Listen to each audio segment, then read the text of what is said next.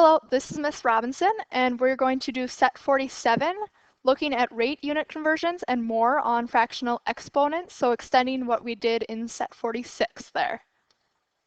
First part, looking at converting rates, we are going to convert 42 inches per second to miles per hour.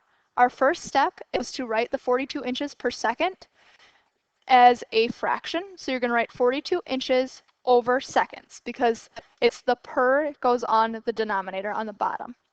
And then I don't know how many of you have heard of dimensional analysis in science maybe, but what you do is you want to convert all of this to end up with miles per hour. So we're going to start with our inches and we want to get to miles.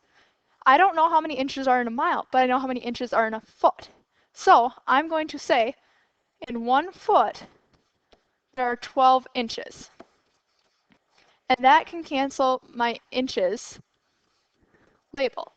So then, now I know that there are 5,280 feet per 1 mile.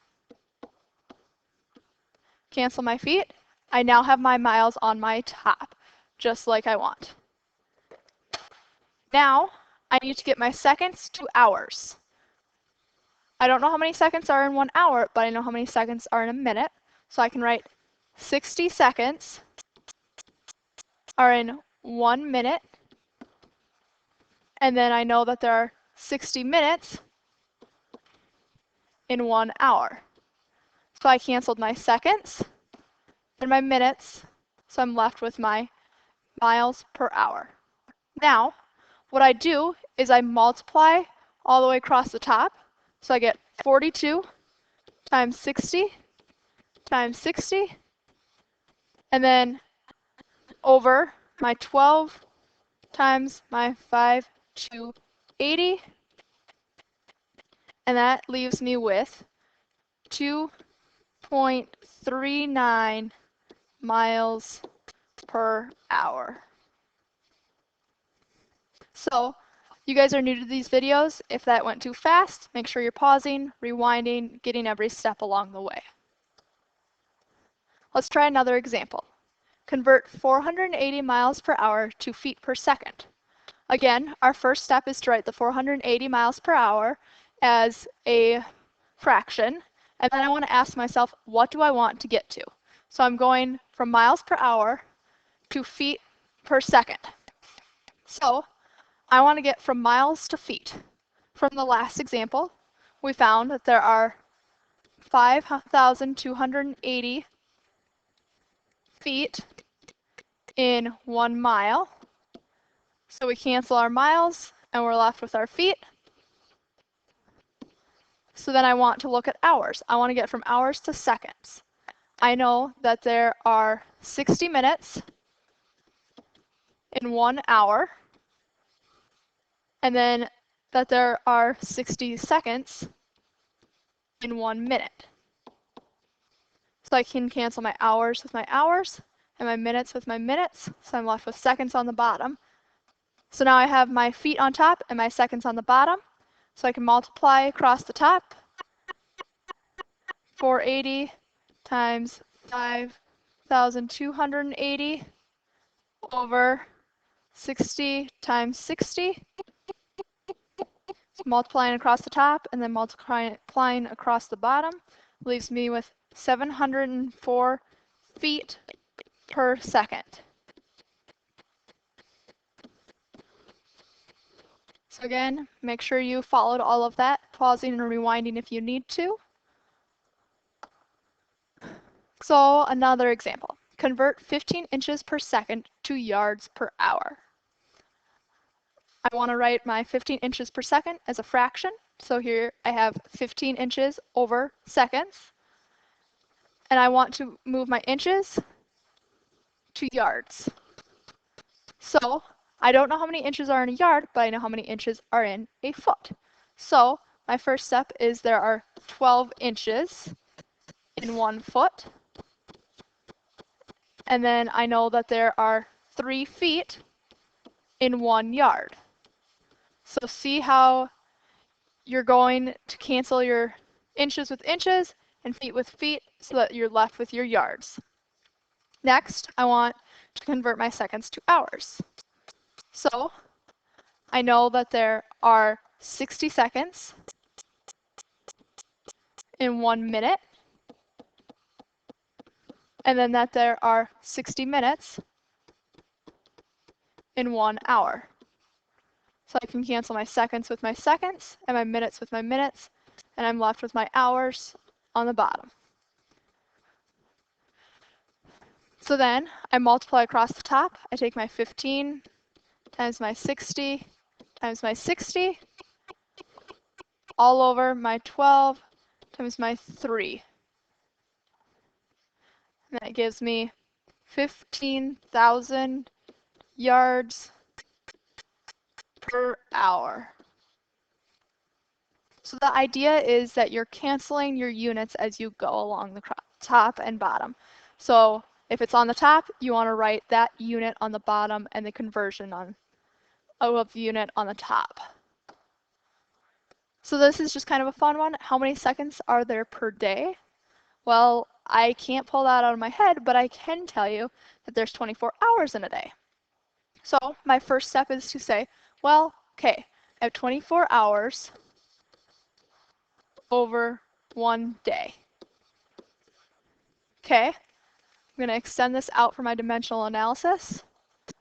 And then I'm going to say, okay, I have 60 minutes. Oh, I'm sorry. I have 60 minutes in 1 hour. And then I have 60 seconds in 1 minute. And so I'd ask myself, what unit do I want to get to? I want to get to seconds. So I multiply across the top, 24 times 60 times 60, and I get that there are 86,400 seconds per day.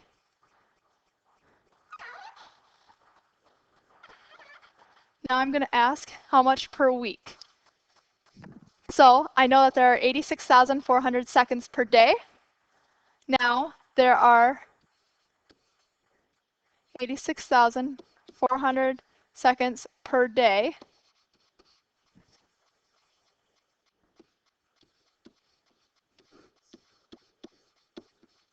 So now rather than converting my numerator, my time, I want to convert days.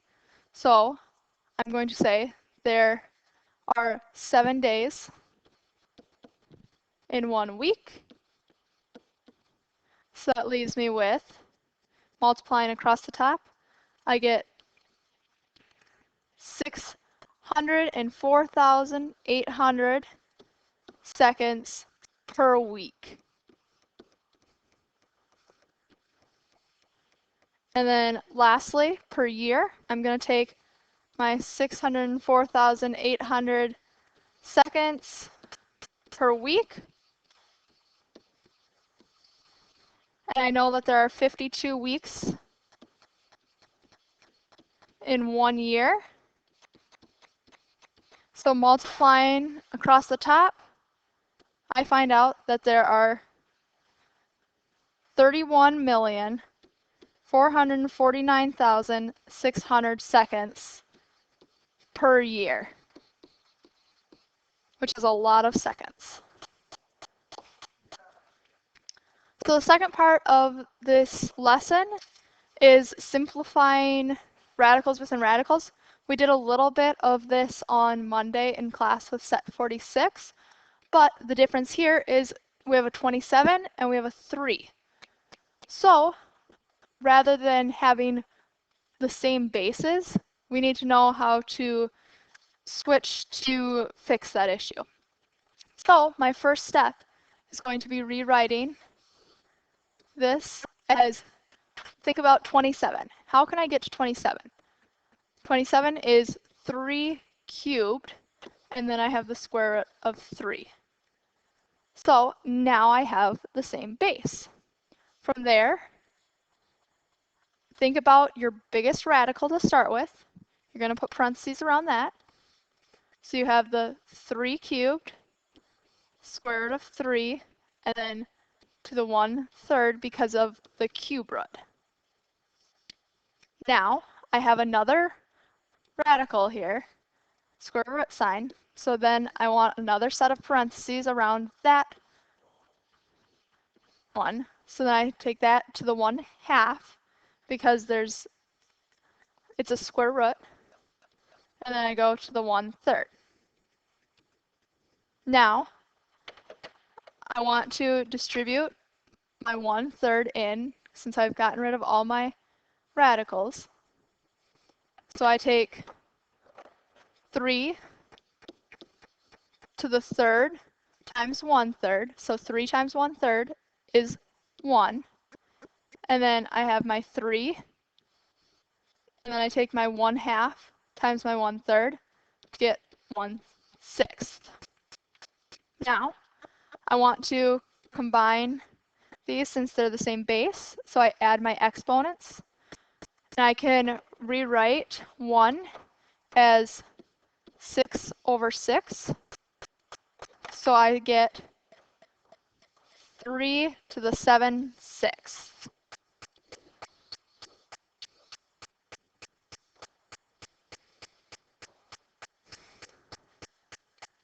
This one's very similar. Simplifying the 6th root of 4 times the square root of 2. My biggest radical here, I have 4 square root of 2, and it's to the 1/6. And then I have another square root here. So I want 4 times 2 to the 1/2 to the 1/6.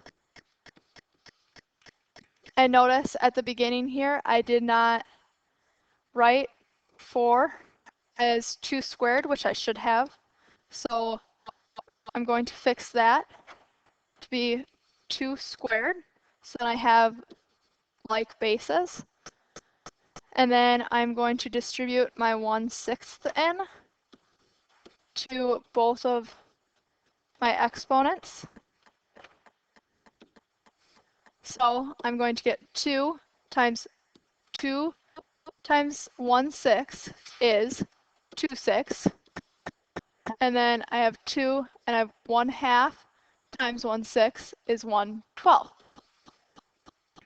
Now to combine these into one with the same base, I'm going to add my exponents, but I need a common denominator. So common denominator between 2/6 and 1/12 is 4/12 because I multiply by 2 on both the top and the bottom. So then adding 4/12 and 1/12, I get 2 to the 5/12. All right, let's try one more. Simplifying the square root of 9 times the square root of 3, but all of that is under the first square root. So unlike the last one, I'm going to write this as square root of 3 squared, square root of 3, so that I have like bases. Then I'm going to look at my largest radical, put parentheses, and have my 3 squared, square root of 3, and that's all to the 1/2. Next, I'm going to look at my next radical and take 3 squared, 3, and this is also to the 1/2 since it's just a square root, and then all to the 1/2.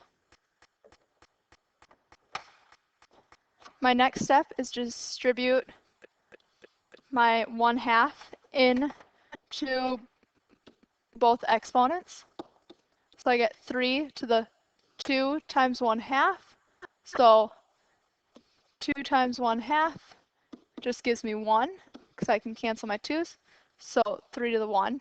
And then 1/2 times 1/2 gives me 1/4 because you just multiply straight across. So then I have times 3 to the 1/4. Now I want to add my exponents together since I have like bases. So I have 3, but I need a common denominator. So I can change this to be 4 over 4. So I have 3 to the 5/4. And that is your answer for the last example. Come see us for questions in class, or hopefully you can rewatch this video if you still have more confusion about it, but good luck!